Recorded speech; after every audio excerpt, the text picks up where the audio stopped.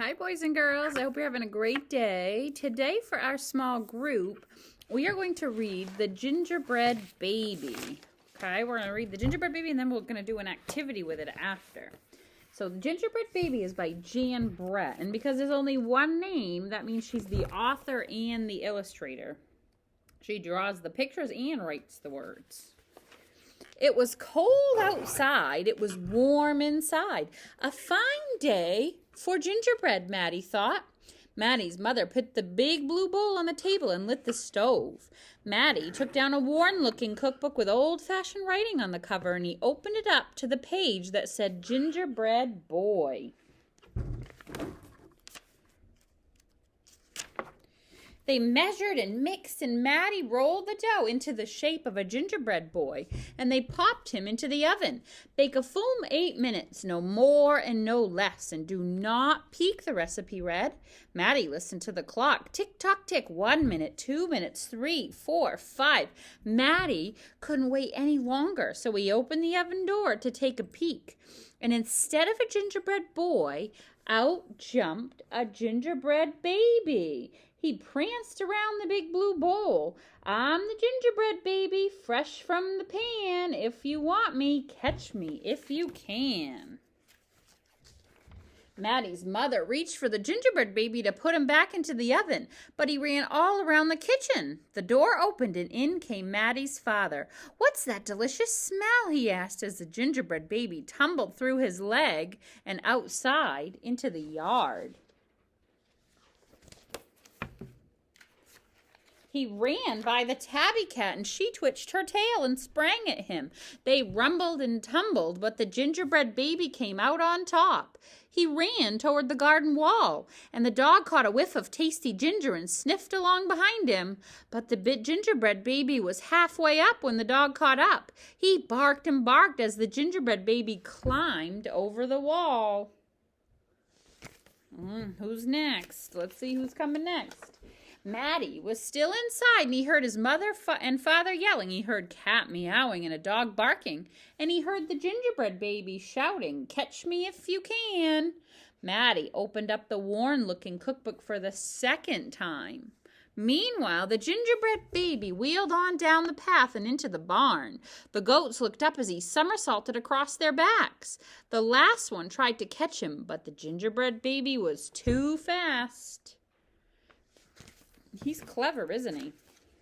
Martha and Madeline were standing by the well when the gingerbread baby stopped to take a drink. They looked at each other and winked. Martha started to talk to him while Madeline tiptoed up behind him with the bucket. But they couldn't fool that gingerbread baby. He took a braid from Martha and a braid from Madeline, and he tied them in a knot. Tied them in a dot and ran down the road. Back in the house, Maddie mixed and stirred and rolled the dough, and he shaped it, put it into the pan, into the oven. Tick-tock, tick, 8 long minutes, but this time he didn't peek. "I'll catch him if I can," Maddie said to himself. As he was bouncing along, the gingerbread baby saw a farm wagon just ahead. He jumped in and settled down for the ride next to Mama Pig. The smell of gingerbread was too much for her, so she tossed him high in the air and closed her eyes and opened her mouth. But the gingerbread baby twisted in the air and came down hard on her porky snout. I'm the gingerbread baby, too quick for the mother and father. Too fast for the cat and the dog and the goats. Too clever for Martha and Madeline. Too smart for Mama Pig. Who's left? Catch me if you can. Feeling smug, the gingerbread baby strolled along by himself until he came to a bridge that crossed over to the village. Just as he got to the middle, he heard running feet behind him and saw a crowd of villagers ahead of him. The gingerbread baby was trapped. He jumped up onto the railing, backflipped through the air, and landed on a chunk of ice floating down the river. The ice bobbed along with the gingerbread baby dancing on top and singing in a loud voice. "Ha ha hee, look at me, what do you see? The best gingerbread baby ever." Until his feet got cold and he jumped ashore. Who was watching from the trees? It was the fox. He crept up behind the gingerbread baby, ready to eat him up. But the fox couldn't help himself, and he licked his chops. Smack, smack. The gingerbread baby heard him and ran as fast as he could. Just when the fox was catching up, the gingerbread baby saw the milk and cheese man with his can of milk. Perfect hiding place, he thought. He lifted the lid and lowered himself inside. He was so pleased that he sang at the top of his little gingerbread voice. Ha ha, hee hee, you'll never find me. I'm the gingerbread baby. Catch me if you can. The milk and cheese man heard the gingerbread baby's voice. Who's meddling in my milk? He shouted, and he lifted the lid. But the gingerbread baby was ready. He jumped up and tweaked his nose.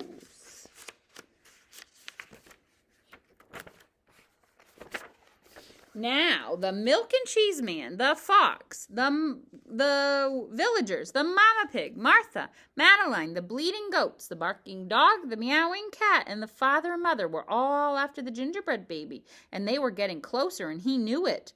The brash baby was not as peppy and proud as he had been. He sniffed a familiar smell, and he sniffed a familiar smell and followed his nose into the woods. Look at that big line of people and animals coming after him. Let's see what's in the woods. I wonder what's in the woods. He couldn't believe what he saw. Look what it is. There, in the middle of a clearing, was a gingerbread house, frosted with sugar, covered with candy, and doors with peppermint handles wide open. The gingerbread baby clapped his hands with glee and ran inside. In a tick-tock-tick, everyone arrived in the clearing, but all they found were a few bits of frosting, a peppermint candy, and some crumbs. The father exclaimed, "The gingerbread baby's finally met his match." "I wonder who it was," the mother said. "Let's go home and tell Maddie." "Hello, Maddie," his father said when they got home. "We never did catch that gingerbread baby. All we found were some crumbs in the snow." "I see you've been busy."